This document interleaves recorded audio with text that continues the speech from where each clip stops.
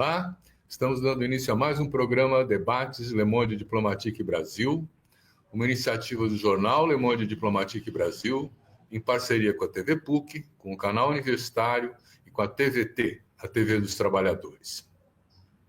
Hoje nós vamos tratar de um tema delicado, armas. Nós vamos tratar dos CACs, esses clubes de tiro que se multiplicaram pelo Brasil durante o governo Bolsonaro. Existem hoje, quem sabe, aos milhares, e que estão sendo identificados como repassando armas para o crime organizado. Os CACs foram, inclusive, considerados como uma espécie de apoio do bolsonarismo num eventual golpe de Estado. E nós vamos, então, agora ir mais fundo nessa reflexão, tentar compreender melhor o que é o significado dos CACs, né? O que eles estão fazendo, que ameaças eventualmente eles trazem, né? E para isso nós estamos convidando um especialista que eu vou apresentar para vocês agora. Quero apresentar o Roberto Shoa. O Roberto Shoa já tem contribuído com o jornal em artigos e mesmo em entrevistas. Ele é advogado, ele é mestre em Sociologia Política, ele é especializado em Gestão de Segurança Pública e Justiça Criminal pela Federal Fluminense, é pesquisador do núcleo Cidade, Cultura e Conflito do Fórum Brasileiro de Segurança Pública. Autor também do livro Armas para Quem? A Busca por Armas de Fogo. Roberto, muito obrigado por estar mais uma vez aqui com a gente. É importante poder contar com a sua colaboração. E eu queria, então, começar a nossa conversa começando pelo básico. Você poderia explicar para nós como é que é o CAC, como é que ele funciona e por que ele está sendo assim tão focalizado como um ponto de perigo para o tráfico de armas? Olá, Silvio, a todos e todas que nos assistem. Primeiro, agradecer o convite. É sempre um prazer estar aqui conversando com vocês.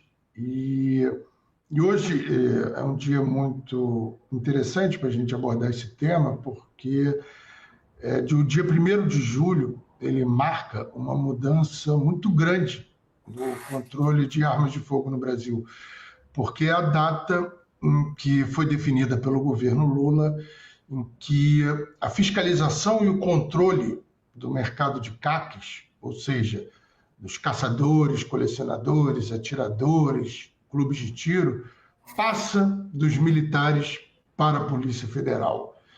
E por que isso é tão importante? Porque isso foi parte de um longo processo de democratização e de retirada do papel dos militares no controle sobre o mercado de armas no Brasil. E só para o pessoal ter mais ou menos uma ideia, desde 1934, quando foi a primeira legislação sobre armas no governo Vargas, os militares sempre tiveram um papel preponderante. E isso só começou a mudar em 1997, ainda no governo Fernando Henrique, até 2003, com o Estatuto de Desarmamento, em que há uma mudança de grande parte dessa fiscalização para a Polícia Federal, mas que ainda deixou essa fatia do mercado sob controle dos militares. E de 22 anos após o Estatuto de Desarmamento, finalmente, o controle sobre o mercado civil de armas passa para uma instituição civil. Isso é muito importante, porque é colocar os militares naquilo que é o papel deles e colocar o que deve ser controlado pelo poder civil nas mãos de uma instituição civil. É mais um reflexo de como a gente ainda tem resquícios no nosso ordenamento jurídico de períodos repressivos e de ditaduras, coisas que a gente acha que ficaram para trás, mas que ainda insistem em permanecer. Então, por isso eu queria pontuar que essa data de hoje é tão importante. E explicar o que são esses CACs, sobre os quais a gente ouviu tão pouco até o governo Bolsonaro, e, de repente, se tornaram um tema tão importante no cenário nacional. Essa sigla CAC significa que são os colecionadores, atiradores e caçadores. São as pessoas que se registram para terem armas para exatamente essas finalidades, ou para caça, ou para tiro desportivo, ou para colecionarem.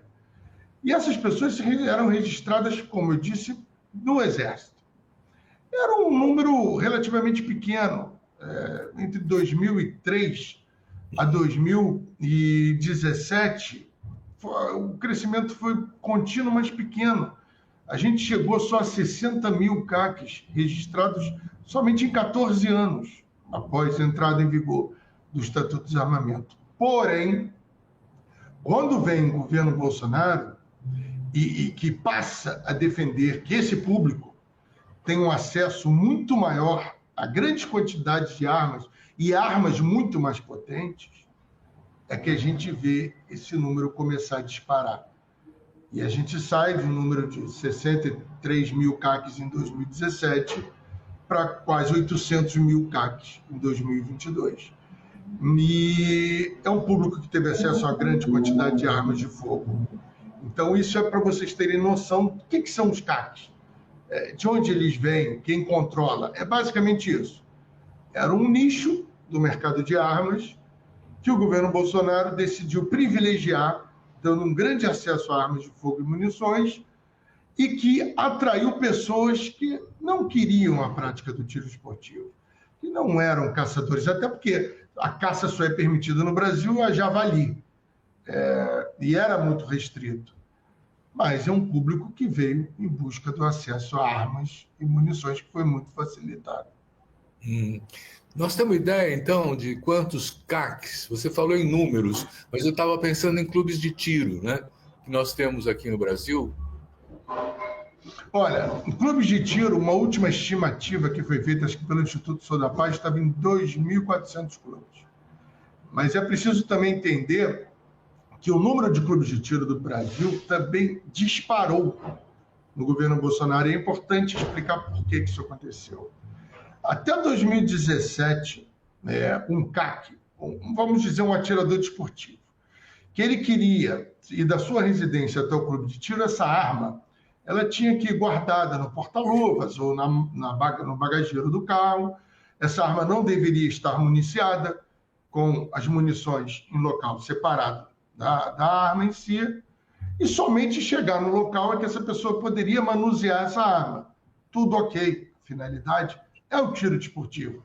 Não é que essa pessoa circule armada. Porém, ainda no governo Temer, o então ministro Raul Jungmann baixou uma norma dizendo que, a partir daquele momento, esse trajeto entre o clube de tiro e a casa, essa pessoa poderia andar com uma das armas carregada, municiada e pronta para uso. Ou seja, a partir daquele momento, o governo permitiu que essa pessoa passasse a circular nesses trajetos armada, num verdadeiro porte de arma. E o que acontece? Como o porte de arma para defesa pessoal só era possível a concessão pela lei pela Polícia Federal, para justificar essa decisão, o que o governo faz? Esse porte de arma é para proteger as armas, para evitar que as armas sejam roubadas ou desviadas. Como se uma pessoa andando armada, ela realmente estivesse protegida e pudesse proteger o arsenal que ela tinha dentro do carro. E aí, Silvio, é que tem essa mudança. Por quê? Chegou um público que falou, olha, eu posso andar armado da minha casa até o clube de tiro. Isso é interessante. Já que a Polícia Federal não me dá um porte de arma porque ela não vê justificativa para que eu circule armado, se eu me tornar CAC, eu poderei andar em determinados trajetos com a arma carregada. Mas, olha, esse trajeto é restrito pela portaria, a minha casa ao clube de tiro. Mas aí eu fico limitado do ponto A ao ponto B. E aí o que surge como solução? Vamos abrir clubes de tiro no ponto C, no ponto D, no ponto E, porque aí eu poderei circular armado dentro de todos esses trajetos. Porque se a polícia me parar, eu falarei, não, estou indo para o clube de tiro E, para o clube de tiro D, para o clube de tiro A. E isso abre as condições para você ter um boom na abertura de clubes de tiro. Não era pelo interesse na prática do esporte. E nessa época eu fazia um trabalho de campo em clubes de tiro durante o mestrado. E eu estava acompanhando essa mudança do mercado. Então, você tem esse boom muito com essa finalidade. Precisamos ter mais CACs registrados. Está vindo um grande número de pessoas interessadas em se tornar CAC, não pelo esporte, mas pelo deslocamento armado. Tanto que, de 2017 a 2018, o número de CACs dobra no país, quase dobra.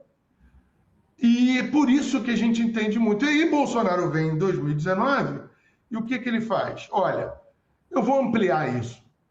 Se eu permitia que você poderia andar armado desse ponto A ao ponto B, ou do A ao C, ou do A ao D, agora eu permito que você ande armado entre esses pontos, mas independente do trajeto. Ou seja, eu não permito mais que você só faça esse percurso entre A e B. Você pode fazer qualquer percurso entre A e B, mesmo que você dê a volta ao mundo. Então, o que isso sinalizou? Essas pessoas agora poderiam andar armadas em qualquer canto, contanto que aquele destino fosse o final, e aí é que realmente a gente tem um boom grandioso de crescimento de clubes de tiro, lojas de armas e de registros de CACs. Isso sem contar que cada uma dessas pessoas passou a poder adquirir 60 armas de fogo. 60? 60. No governo Bolsonaro, cada atirador desportivo poderia comprar até 30 armas de calibre permitidos, incluindo pistolas calibre 9mm, 45, que eram armas que passaram a ser permitidas nessa época, e até 30 fuzis semiautomáticos, calibre 5,56, por exemplo, um fuzil T4 da Taurus. Então, o atirador desportivo ele poderia comprar 60 armas e até 180 mil munições por ano. Um caçador poderia ter até 30 armas, sendo 15 de calibre restrito também. Chegou uma época em que, no final de 2022, se cada CAC registrado, e a gente falava em 800 mil CACs, comprasse as armas de fogo que ele tinha permissão para comprar, a demanda seria de 45 milhões de armas. Quer dizer, não tem nem mercado no mundo para abastecer o que o Brasil permitia comprar naquela época. Eu li nos jornais assim que nós estamos falando de alguma coisa como 1,5 milhão de armas na mão dos CACs. Não tem dados sobre isso? E que armas são essas? É especial? Estava por volta disso. Estava por volta disso. O último número batia um pouco mais de 1 milhão. Eu sei que passou de 1 milhão no final do governo Bolsonaro. E o mais preocupante, e aí é que eu volto a falar da importância desse ato do governo Lula de passar a fiscalização dos CACs dos militares para a Polícia Federal, é pelo fato de que uma auditoria feita pelo Tribunal de Contas da União mostrou que não só o crescimento dos CACs foi impressionante, o crescimento das armas em circulação com CACs foi exponencial, mas que ficou comprovado que os militares não conseguiram exercer um controle e uma fiscalização efetiva e permitiram que pessoas condenadas comprassem armas de fogo como CACs, que pessoas mortas adquirissem, ou fossem adquiridas no nome delas, né, munições, e que não houve um controle adequado sobre esse mercado. E os militares alegam que eles não tinham acesso a bancos de dados para sequer fazer uma pesquisa para saber se a pessoa estava a responder processo. A gente teve ações, por exemplo, como aconteceu no Rio de Janeiro, onde um traficante de armas foi preso pela Polícia Civil após adquirir quase 60 armas para repassar ao Comando Vermelho. A gente teve um movimento de um criminoso do PCC em Minas Gerais que respondia na justiça que bastou fazer uma simples falsificação de documento de uma certidão e conseguiu poder comprar legalmente fuzis. Então, não faltam evidências de que essa facilitação do acesso a armas de fogo e fragilização do controle facilitou o acesso a armas de fogo à população. E sim, o mercado legal de armas de fogo no Brasil dobrou de tamanho. A gente tinha uma estimativa de 1,5 milhão de armas de fogo em circulação legalmente até o governo Bolsonaro. Esse número passa de 3 milhões. Há uma estimativa de que hoje o número total de armas de fogo que deverá ser fiscalizada pela Polícia Federal chega por volta a 4 milhões de armas de fogo.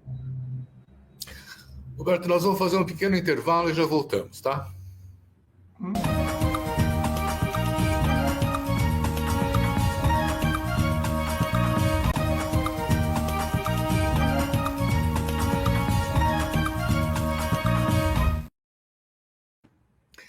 Roberto, essas armas são controladas a partir do seu registro, do seu número?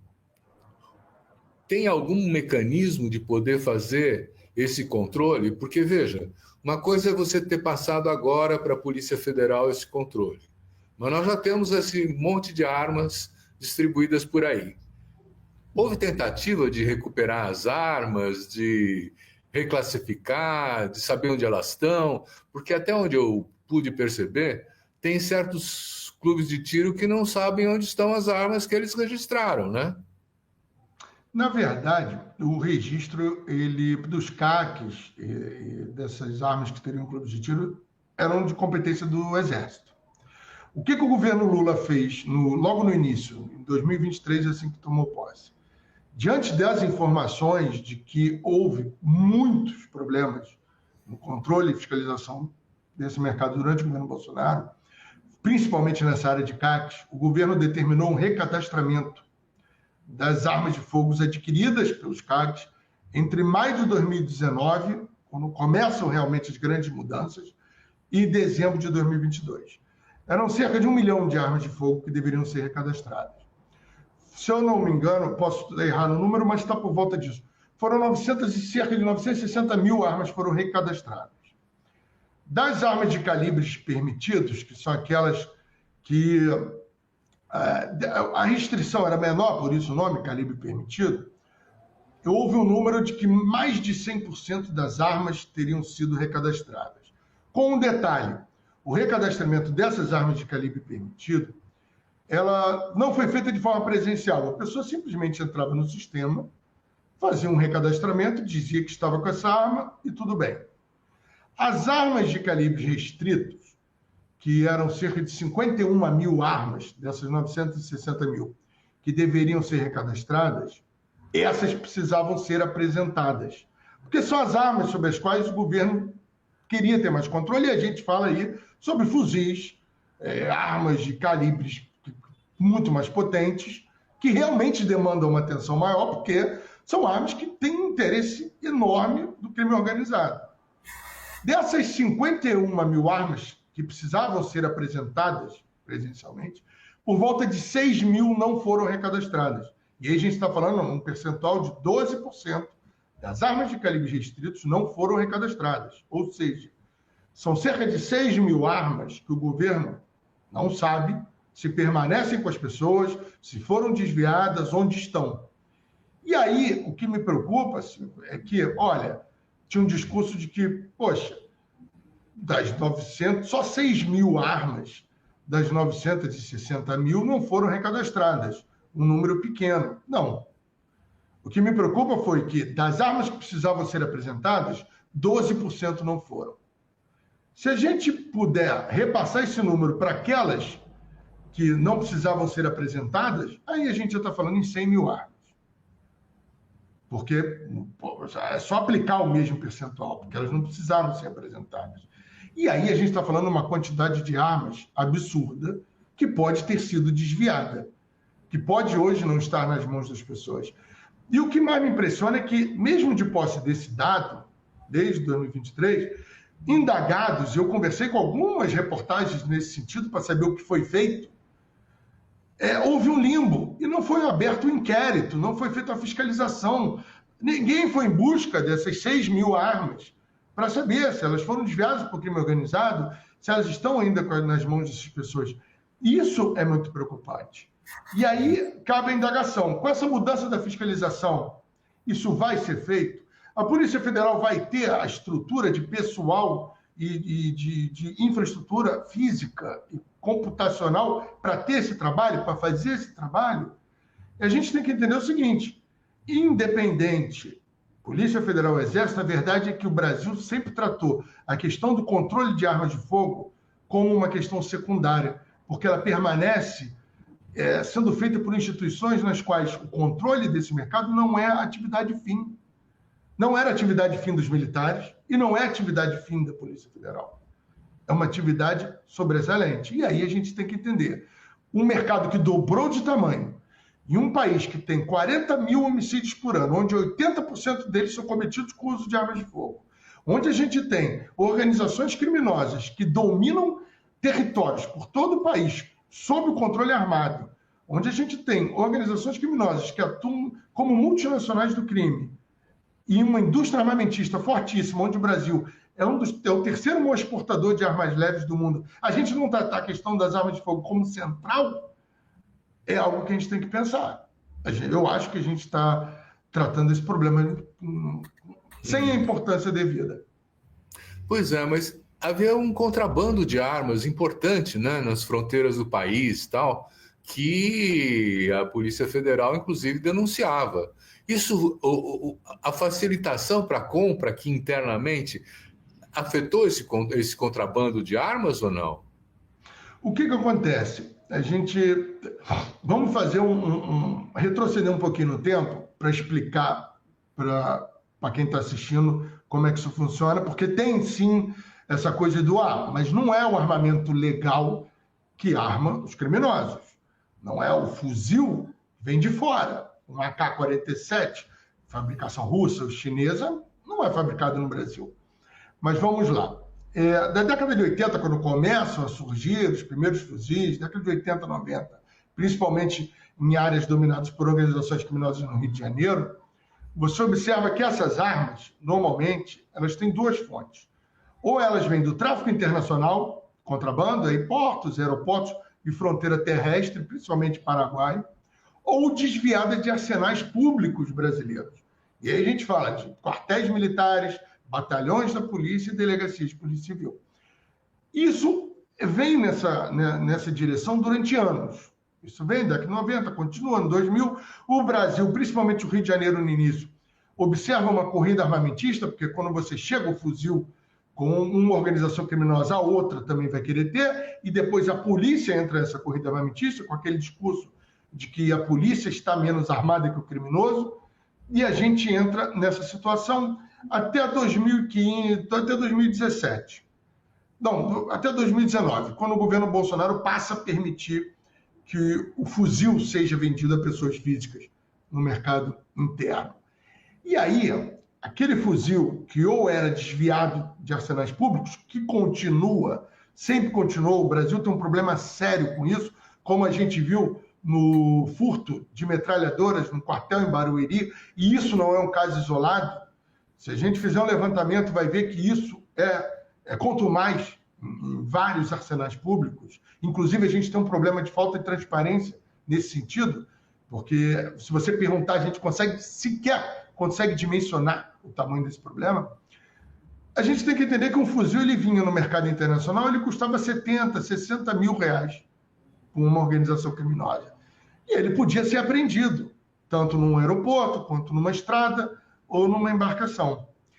Com a facilitação da compra de armas de fogo, principalmente de fuzis para CACs, esse fuzil passou a ser vendido no mercado interno por cerca de 15 mil reais, um quarto do valor que ele chegava para as organizações. E você precisava que a pessoa fosse registrada como CAC.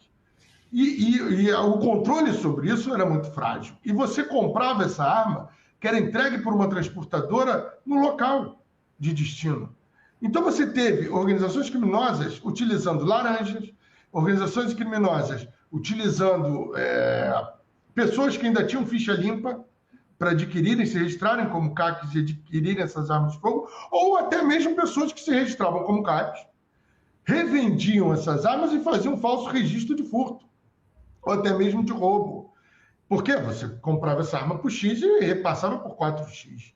Porque a facilitação, a gente sabe que as polícias civis hoje não têm a capacidade de investigar a quantidade de furtos de armas de fogo que são feitas. Os índices de elucidação de homicídios normalmente não batem 20%, imagina de furto de roubo de armas de fogo. Então ficou um mercado em que a gente criou uma possibilidade nova de acesso a armas de fogo dentro do território nacional, sem precisar acessar o mercado internacional e por um quarto do preço. O que você imagina que aconteceu? As organizações criminosas foram atrás dessas armas. Roberto, quando você fala de que o Exército não teve a capacidade de controle, eu fico pensando na coisa das milícias do Rio de Janeiro, que tem essa presença institucional dentro da força e tem também fora, né? Quer dizer, a organização criminosa. Quer dizer, não me pode parecer possível que o Exército seja incapaz de perceber esse fluxo. Eu estou imaginando que, da mesma forma como a milícia, nós tenhamos alguns desses Comando Vermelho, PCC, infiltrados dentro da Força Armada para poder fazer isso, não é? Olha, eu ouso te falar que o problema da infiltração das organizações criminosas brasileiras, principalmente as mais fortes hoje em dia, PCC, Comando Vermelho, as milícias no Rio de Janeiro, elas têm uma capilaridade de corrupção dentro do poder público muito grande. Não é pouco, não. E aí a gente não está falando mais só de força de segurança. A gente até poderia falar no passado que era aquela coisa do policial ser corrompido para vazar uma operação ou para devolver uma apreensão. Hoje o nível de corrupção vai muito além disso. A gente fala em compra de sentença, financiamento de campanha política. A gente está falando de organizações que estão financiando estudos de pessoas para que façam concursos públicos.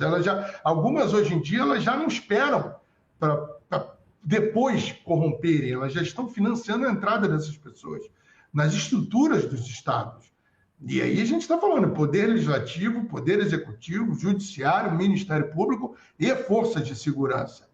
E aí você entender que isso afeta o sistema democrático, a república como um todo, é muito perigoso. Isso no dia a dia, como é que o servidor da segurança pública vai ter segurança para conduzir uma investigação quando ele não sabe se o chefe ou se quem está ao lado dele está envolvido de alguma forma com essa coisa? E eu lembro, senhor, eu entrei para a Polícia Civil do Rio de Janeiro no início dos anos 2000 e me espantava que naquela época tinha policiais que sequestravam traficantes, sequestravam familiares de traficantes para pedirem resgate. E a gente depois evoluiu para a milícia, onde alguns profissionais passaram a integrar essas organizações criminosas, e depois onde você teve a verdadeira formação de escritórios do crime dentro de instituições policiais, onde batalhões funcionavam como organizações criminosas, por exemplo, no caso da juíza Patrícia Scioli, que apontou que um batalhão de São Gonçalo era praticamente a sede de uma organização criminosa, e foi morta por isso. Então, e o poder político, então, a gente nem se fala que essa conexão de financiamento de campanha política por organizações criminosas, no envolvimento de políticos com organizações criminosas, como a gente teve deputados e deputadas envolvidos, a LERJ, no Rio de Janeiro, é conhecida por casos do tipo. Então, é muito difícil, e eu falo isso, hoje eu estou aqui em Portugal como pesquisador na Universidade de Coimbra, onde eu conduzo um PhD, eu converso com autoridades aqui que vêm perguntar para mim sobre as organizações criminosas brasileiras, né, que estão cada vez mais atuantes no exterior, e eu falo que um dos grandes desafios do Brasil é esse, é combater a corrupção. Para mim, pilar, porque é o que enfraquece nosso sistema democrático, nosso Estado de Direito. E se a gente não enfrentar isso, é muito difícil. E aí, voltando para o nosso tema, que é a questão das armas de fogo, isso tem tudo a ver com essa estrutura que eu te passei. Porque você via que, por exemplo, um policial que apreendia armas de fogo e as revendia para outra facção rival. Você tinha militares, por exemplo, que não faziam o seu trabalho e permitiam que criminosos se registrassem como CACs. Não dá para a gente entender que uma pessoa não conseguiu fazer uma simples pesquisa num sistema de buscador. Você jogar o nome ali, vai aparecer que a pessoa tem alguma coisa, sabe? Então, são coisas tão básicas que sinalizam para uma fragilidade, sim, do sistema, mas que vai um pouco além da fragilidade, às vezes. Uhum.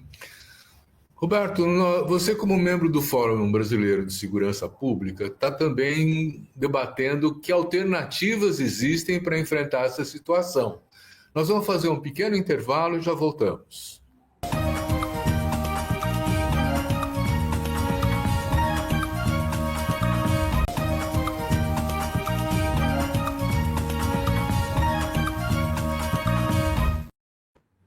Eu vejo que é um quadro muito difícil de controle, porque realmente, quer dizer, quando o Estado está envolvido nisso também, autoridades, parlamentares e tudo mais, né? Quer dizer, é cada vez mais complexo. Eu tenho visto, por exemplo, reportagens em que um helicóptero da polícia vai sobrevoar uma favela e acaba recebendo um tiro de fuzil.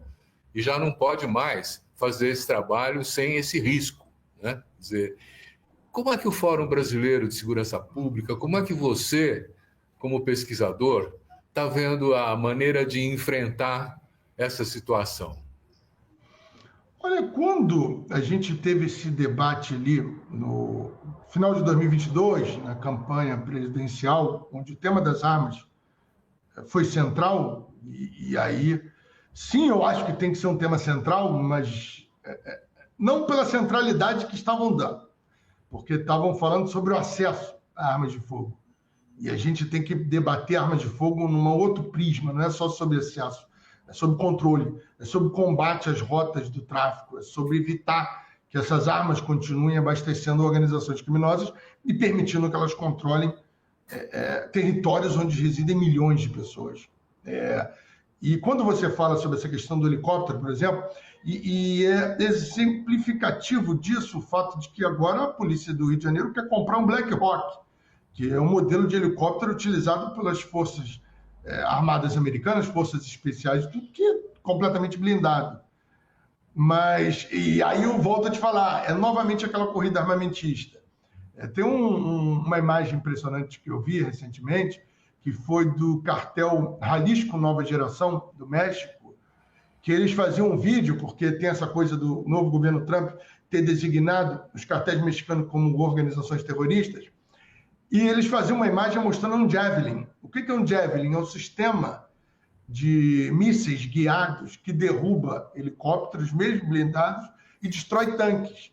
E o cartel mexicano já tinha Javelin, já tem. E eles estavam sinalizando para os americanos, dizendo, se vocês vierem com seus Black Hawks ou tanques, a gente vai derrubar, porque a gente já tem armamento nesse sentido. Ora, se uma facção mexicana tem, o que impede que uma organização brasileira tenha? Outro ponto que é muito importante é o que aconteceu na Ucrânia.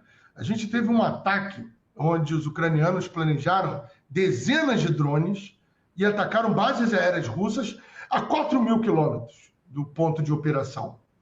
O que impede que organizações criminosas adotem esse tipo de operação e, por exemplo, se coloquem drones armados com explosivos para destruir os helicópteros das forças policiais ainda em solo? Você já tem, por exemplo, no México, as facções, os cartéis já estão atacando uns aos outros com o uso de drones, com explosivos. Quer dizer, a gente está indo por uma corrida armamentista que vai continuar nesse sentido. Porém, o que acontece no Brasil, e aí o que eu acho que é muito importante a gente tratar, é que nós não temos ainda uma instituição que tenha como seu foco o controle, a fiscalização, o estudo sobre o tema, com profissionais especializados no tema, que tenham dados que possam ser fornecidos a pesquisadores, para a gente debater sobre o controle de armas de fogo. E aí, em 2022, eu volto lá atrás, quando eu falei que eu defendia que fosse criada uma Agência Nacional de Armas. Por quê? Porque o mercado de armas de fogo do Brasil dobrou de tamanho. A questão do tráfico de armas no Brasil ela é central. A gente precisa debater a questão das armas de fogo e aí a gente precisa de gente especializada e focada nisso. Porque o que não dá é para você ter um controle no Exército, onde você troca funcionários o tempo todo ali, e cada hora você tem que explicar tudo de novo para quem está entrando, ou na própria Polícia Federal, onde você é sempre tratado como um segundo assunto, porque o tema central é como Polícia Judiciária da União, o controle de armas é um segundo processo que está ali. E você vai trocando servidores de local e você vai tendo que reensinar tudo. E esse conhecimento acaba ficando preso ao servidor. E isso é muito importante, porque a gente precisa estudar o tema. Se você quer ver um problema que a gente tem, Silvio, a gente tem uma enorme apreensão de armas de fogo. O Rio de Janeiro, então, se eu não me engano, o último número estava em 5 mil fuzis apreendidos nos últimos 10 anos. A gente não tem um levantamento feito sobre quais são essas armas, quais foram as origens, quais são as rotas, como chegaram aqui. Elas foram montadas com peças genéricas, porque isso tem acontecido. Tem ocorrido um contrabando de peças e você remonta o fuzil dentro do território nacional. Ah, não, esses fuzis vieram inteiros. Quer dizer, a gente não produz esse conhecimento para saber como isso ocorre e aí a gente combater. Ah, quantos fuzis foram apreendidos, foram adquiridos legalmente no Brasil? Quais foram as lojas onde eles foram vendidos? Quais foram os CACs ou pessoas físicas que adquiriram essas armas? Onde estão ocorrendo? Quais foram os registros de furtos? A gente não produz esse conhecimento. E a gente precisa produzir. Se a gente quer combater o controle armado de territórios, quer combater organizações criminosas que utilizam essas armas, por exemplo, com crimes do novo cangaço, onde sitiam cidades e fazem ataques a instalações policiais e a bancos, a gente precisa entender como os criminosos estão acessando essas armas, seja no mercado legal interno, seja nas rotas internacionais de tráfico de armas, ou seja através do desvio de arsenais públicos. A gente não está querendo demonizar, a gente quer conhecer. Agora eu estava pensando assim, quer dizer, nós temos uma indústria armamentista de armas forte no Brasil que não é muito propagada, não é muito conhecida, mas é considerada significativa, né? E tem a bancada da bala, né? Quer dizer, nesse sentido, essa liberação da compra das armas foi um presente para essa indústria armamentista, né? E ela tem a defesa no Congresso dos seus interesses. Como é que você vê isso? Hoje, o complexo CBC Taurus, que é quase um monopólio na indústria armamentista nacional, ela é uma indústria enorme. Ela tem, hoje, como eu falei anteriormente, o Brasil é o terceiro maior exportador mundial de armas leves. Você encontra armas fabricadas pela Taurus no mercado americano, no mercado europeu, você já encontrou em zonas de conflito no Oriente Médio. Então, são armas que têm um preço acessível e são vendidas no mundo todo. O que acontece é que esse complexo ele vem sendo formado ao longo do tempo, vem sendo construído. E aqui é importante a gente não demonizar a indústria. A indústria armamentista, ela gera grana, ela é importante para o país, ela gera divisas, gera empregos e tudo mais. Agora, essa indústria ela também, Silvio, ela não quer que as armas dela pipoquem, que as munições dela pipoquem em áreas de crime. Não é interesse. Não tem esse interesse. A indústria armamentista quer vender arma para o crime organizado? Não. Inclusive, na época, foi até interessante, porque quando eu defendi a criação da Agência Nacional de Armas, a indústria defendeu também.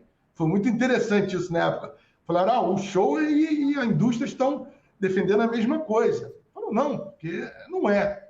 Ela quer vender, mas ela não quer vender para criminoso. Entendeu? A gente tem que deixar isso bem claro. O que acontece é que nós falhamos muito, porque a gente não consegue ter o controle sobre o ciclo de vida da arma. A gente controla até o momento em que ela vai para a loja. A partir da loja, a gente dificilmente sabe o percurso dessas armas. Foi vendida por CAC. Por exemplo, teve um caso de um CAC que tinha 44 armas de fogo em casa. A casa dele foi furtada. Não se esclareceu como houve o furto. Claro, aquela coisa que eu falei da incapacidade da gente produzir investigações eficientes e que tenham resultados. Mas já se mostrou que essas armas foram utilizadas em crimes por todo o estado de São Paulo.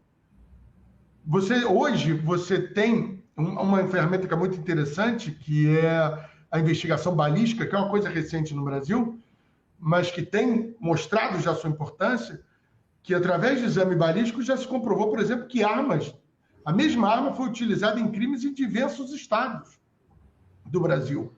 Então, por isso que é tão importante esse controle. E sobre as munições também. E aí eu te falo, por exemplo, tem um levantamento do Intercept recente que mostrou armas encontradas numa ação contra as milícias, munições encontradas com milicianos em uma ação, eram provenientes de forças de segurança de vários estados, inclusive de forças militares.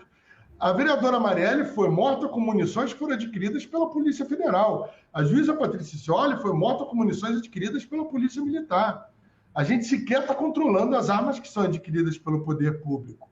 Então, é muito importante isso. A gente precisa, sim, ter um controle e fiscalização melhor sobre o mercado de armas. E a gente precisa, sim, da parceria da indústria. Mas a gente também precisa que ela entenda que ela tem um papel. A gente precisa numerar as munições. A gente precisa ter formas de rastreamento das munições vendidas no país. Se isso vai gerar um custo, tudo bem. Que suporte o custo financeiro. O que a gente não pode é suportar o custo em vidas. Outro ponto, precisamos melhorar a marcação das armas, a melhor forma de rastreamento. Isso vai encarecer o produto da indústria. Tudo bem. É parte da vida, é parte de se ter um maior controle. O que a gente quer é preservar a vida. E o custo de uma vida perdida é incomparável ao custo financeiro da venda de um produto. Então, eu acho que é o momento de falar. E aí a gente entra no lobby.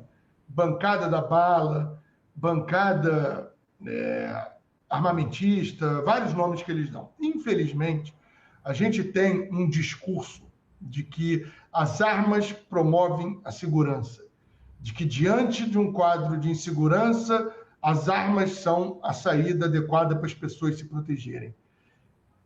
Infelizmente, esse discurso tem sido eficaz com muitas pessoas, apesar de pesquisas mostrarem com um quadro completamente diferente. E casos recentes mostrarem isso. A gente teve recentemente um caso em Itaperuna, no interior do Rio de Janeiro, onde um homem, que era CAC, guardava sua arma debaixo da cama, num procedimento completamente inadequado, e que se repete, e que vamos dizer que se repete, que não é todo mundo que guarda a arma em um cofre com senha como deveria, e que ensinou seu filho, de forma irregular, segundo informações, ensinou seu filho menor a manusear uma arma de fogo. Infelizmente, essa criança, que aprendeu a mexer numa arma de fogo pelo próprio pai, usou essa arma, e sabendo onde estava essa arma, e matou o pai, a mãe e o irmão. A gente teve casos de CAC, de crianças que acessaram armas de CAC e mataram parentes sem querer. A gente teve recente caso de uma criança também, 2 anos, que acessou uma arma de fogo que estava na mesa e matou a mãe sem querer. Quer dizer, isso é para exemplificar o que as pesquisas já mostram. Uma pesquisa recente feita por Universidade de Stanford mostrou que a existência de uma arma de fogo em casa aumenta em 2 vezes as chances de alguém ser vítima de homicídio, 3 vezes a chance de alguém ser vítima de homicídio por arma de fogo, e em 7 vezes a chance de ser vítima de violência doméstica. Isso sem contar que a existência de uma arma na casa pode transformar essa casa em alvo, porque a arma interessa aos criminosos, não só para o uso posterior, mas porque elas rapidamente se transformam em dinheiro. E essa bancada ideológica aproveita dessa fragilidade da população, dessa falta de conhecimento, para vender essa falácia e se promover politicamente. A que custos? A custos de vidas. Mas eles não estão preocupados com isso. Eu também li esse artigo de que a criança de 2 anos matou a mãe, né? Foi muito trágico essa história. E o que mais que o Fórum Brasileiro de Segurança Pública propõe? Olha, eu acho que a questão da rastreabilidade é essencial hoje. A gente precisa ter um maior controle sobre o que está acontecendo no mercado. Por exemplo, tem um levantamento que foi feito pelo Sou da Paz em 2014, que mostrou que 40% das munições apreendidas em confrontos no Rio de Janeiro eram da CBC, Companhia Brasileira de Cartuchos, ou seja, eram de fabricação nacional. Como essas munições estão abastecendo o crime organizado? A gente precisa entender isso, a gente precisa conhecer o caminho dessas armas e munições para a gente atacar os pontos de desvio. Não dá para a gente esperar que essas munições, essas armas cheguem aos seus destinos, para aí você fazer uma operação envolvendo helicópteros, carros blindados, milhares de pessoas no meio de tiroteios, que são operações que custam muito dinheiro, colocam vidas em risco, e tem uma efetividade, às vezes, nula. Porque, às vezes, você faz uma operação dessa gigantesca e você apreende 1 quilo de cocaína, um fuzil. Quando a gente mostra que as maiores apreensões, seja de drogas, seja de armas, é feita com investigação, com um trabalho dedicado de investigação, com uso de inteligência, com uso de informação, com troca de informações com outros países. É preciso que a gente converse com os americanos e falar, olha só, ao invés de vocês pressionarem o Brasil para a gente designar o PCC, o Comando Vermelho, como organizações terroristas, o que para o Brasil não interessa em nada, não muda em nada a nossa realidade, vamos fazer um trabalho conjunto de combate ao tráfico de armas, já que há estimativas, e aí eu falo novamente do problema que o Brasil tem de não ter esses levantamentos, mas que outros países como o México já fazem, de mostrar que 70% das armas, rifles de assalto que são usadas pelos cartéis mexicanos, são fabricadas e vendidas nos Estados Unidos. Quer dizer, é conversar e chamar cada país a sua responsabilidade. Olha, os americanos, não adianta vir aqui falar que é terrorista. Eu quero que você combata o fluxo de armas que sai aí, que a gente chama de o rio de aço, de armas americanas que abastecem organizações criminosas por todo o continente. Eu acho que a gente conversar sobre isso, a gente conversar sobre o fluxo financeiro, a gente falar sobre a entrada das organizações criminosas em mercados legais, a gente entender como isso tem afetado o país. Eu acho que tem estudo já, o Fórum Brasileiro tem tido um papel muito importante nisso, tem um estudo recente que os produtos legais que fez sobre a participação das organizações criminosas, de como, por exemplo, contrabando de cigarros, adulteração de combustíveis, já são muito importantes para as organizações criminosas, e a gente tem que entender esses fluxos, entendeu? E isso é muito importante. Não dá mais para nomear o inimigo público número 1. Está tudo muito interligado. E isso fragiliza o país como um todo. E a gente hoje discute integração de forças de segurança, ao mesmo tempo que o PCC está ligado com a Ndrangheta, que está ligado com a máfia dos Balcãs, com o cartel mexicano, e o Comando Vermelho atuando com o trem de Aragua. A gente está muito para trás, mas muito para trás. E a gente precisa fazer alguma coisa. Roberto, nós vamos fazer mais um intervalo e depois eu vou fazer uma pergunta. Aliás, eu vou fazer agora. Quer dizer, e se a gente acabasse com os CACs, proibisse que isso existisse, né? Vamos ao intervalo, ao último intervalo, e depois você responde isso.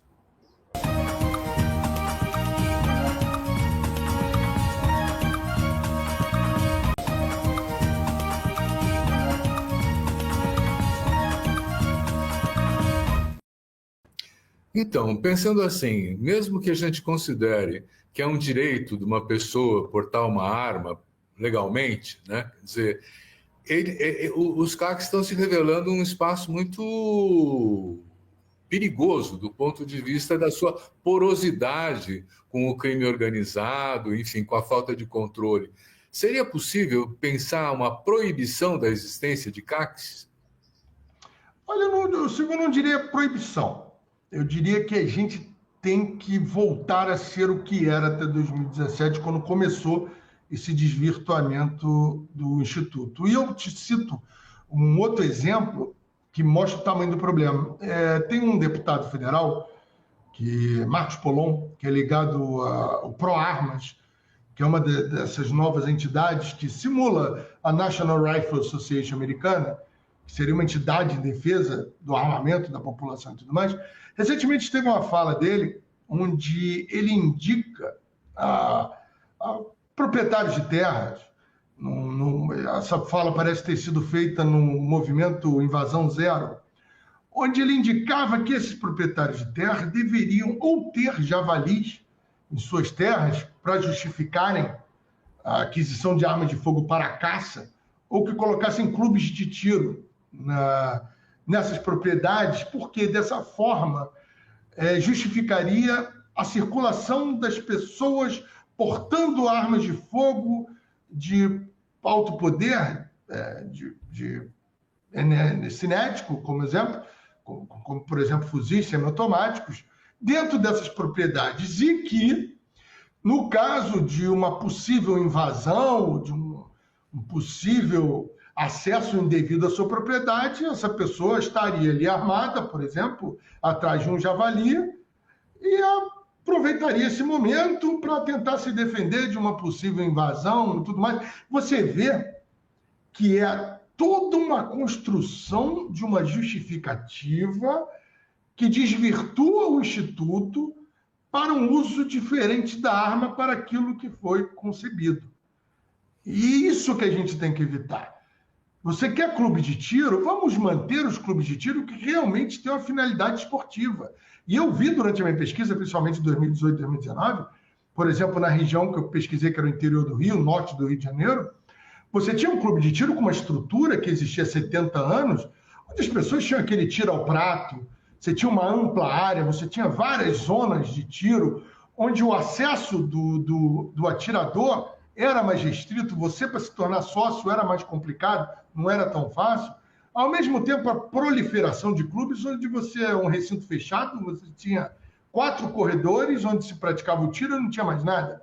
E, às vezes, alguns clubes funcionavam 24 horas sem funcionário por meio de acesso de senha. Quer dizer, a pessoa ia lá, dava uns disparos, assinava o nome no registro só para dizer que esteve lá e que cumpriu uma habitualidade necessária para manter o seu registro. Então, acho que o que a gente precisa não é demonizar o CAC.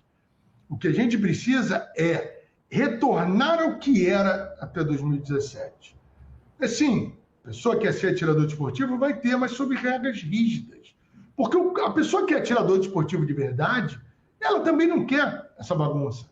Ela quer manter... E Silvio é um esporte caro, é um esporte caríssimo. Quando eu comecei a pesquisar, antes de 2017, você tinha pessoas ali que investiam 100, 200 mil reais para personalizar uma arma. A pessoa ia lá, dava 200, 300 disparos num dia pela manhã, a R$5 cada munição.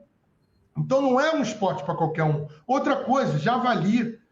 Caça javali. A caça ao javali foi permitida porque é uma espécie invasora, uma espécie que estava causando problema. O que aconteceu de 2017 em diante? O javali está se espalhando pelo país todo. O número de caçadores multiplicou, o número de armas de fogo de caçadores multiplicou e teve javali chegando em Ilhabela. E javali não nada. Como é que o javali chegou em Ilhabela? Sabe?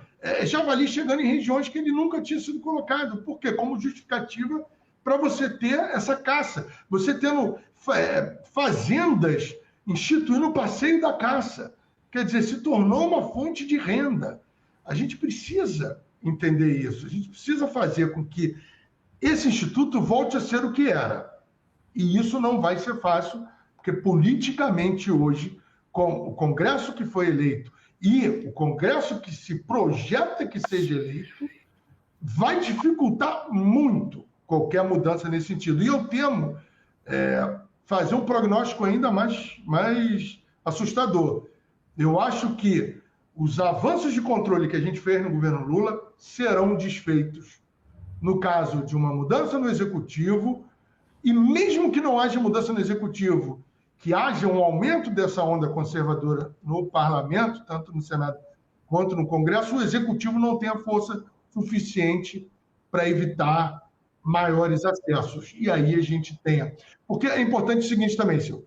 Apesar do número de homicídios estar caindo no Brasil, e isso dizem, mas o acesso às armas de fogo foi facilitado, mas o número de homicídios continua caindo. Sim, mas eles poderiam ter caído ainda mais se não fossem essas armas de fogo, essa quantidade de armas de fogo que entrou em circulação. E isso é só a gente pensar nos casos que a gente está vendo. Olha essas vidas que poderiam ter sido poupadas. Olha os acidentes envolvendo crianças. Olha os casos de feminicídios sendo com armas compradas legalmente. É sobre isso, é sobre vidas. Vidas que foram interrompidas por uma política armamentista insana que vigorou nesse país durante 4 anos e que eu temo que volte no futuro próximo. Roberto, o nosso tempo acabou. O papo está excelente, eu agradeço muito o seu esforço de esclarecer para a gente essa situação. Quero agradecer, então, ao advogado, cientista da ciência social, Roberto Uchoa, por esse papo super esclarecedor, e agradecer você também que nos assiste, dizendo, semana que vem tem mais. Obrigado.